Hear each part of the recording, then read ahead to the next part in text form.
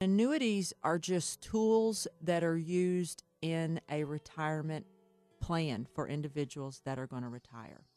There's no, you should have one, you shouldn't have one, which one is the best or what have you. It's not generalized like that. I want to go over, first of all, the different kinds of annuities so people will get clear. Annuities are controversial, and the reason why they're controversial is that there's no you should have one or you shouldn't have one.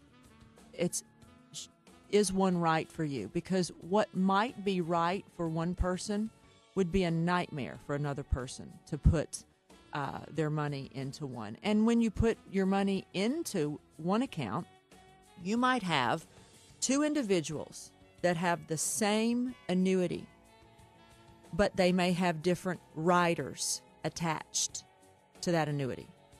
So if you hear your sister or your uncle or your aunt or your cousin or whatever say, well, I have this annuity and it worked like this, and you may have someone that may have that same exact annuity, but they may have a different rider, or that they may have gotten the rider that's attached to it at a different point in time, and it may work completely different.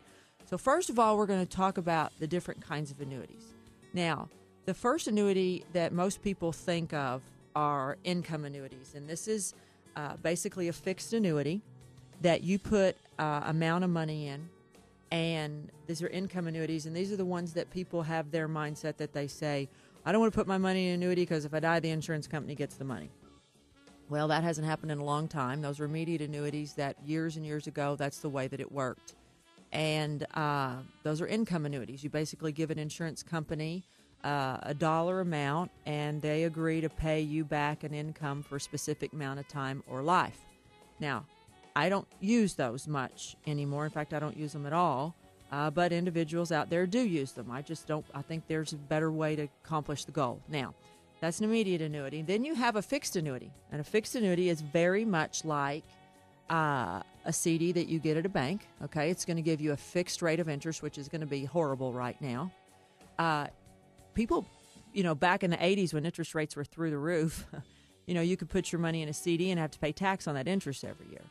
When you had 15, 16, 18% in the good old days, you had to pay tax on that. So you had high interest rates, but you also had high taxes. So people would put their money in fixed annuities, and they got a good interest rate, but they deferred the taxes, and it compounded, and it was a good way to save on taxes. We don't have that problem anymore because we have low interest rate. So fixed annuities are not typically an account that I use. Now, another account that has been around for forever is what's called a variable annuity.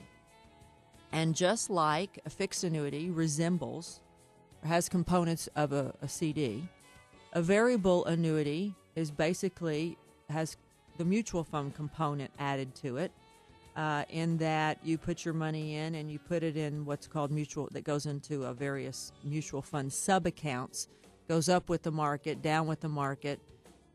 You have fees that are inside those mutual fund sub-accounts because the insurance company holds the annuities. The insurance company has its mortality and expense fees.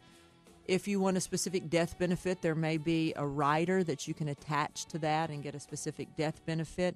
Also, if you want a living benefit, you can get a rider that's attached to it to give you a living benefit. Now, the death benefit is what most people come into my office and they say, this is the way my annuity works and I'm guaranteed this and that and I'm all these different benefits, but they don't realize that you got to die to get it. So I don't know about you, but most people that I see on a daily basis, they don't really need the benefits after they're dead. They need them while they're alive. Right. So they need a living benefit. And that is typically an income benefit that you will get while you're alive. In the event that your value of your account, reduces because of stock market losses, there's a living benefit rider that people pay for that allows them to either get a specific amount of growth or roll up or income, or maybe it's a guarantee of getting your principal back.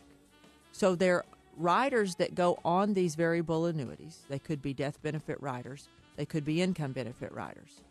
But the riders are all different. Even if it's a living benefit, you could have, like I say, a roll-up. You could have a guaranteed interest rate return. Or what many people get confused about, and these are complicated accounts, I think, in my opinion.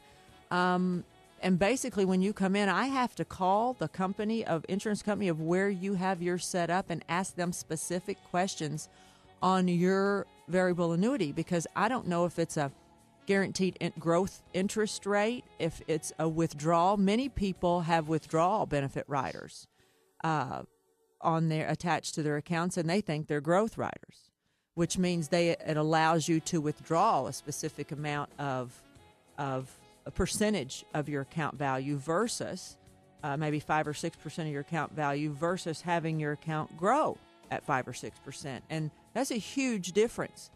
And in the years that I've been doing this, I don't know that I may have, but I don't know that I've really ever had anybody come in the office that understands their variable annuity inside and out.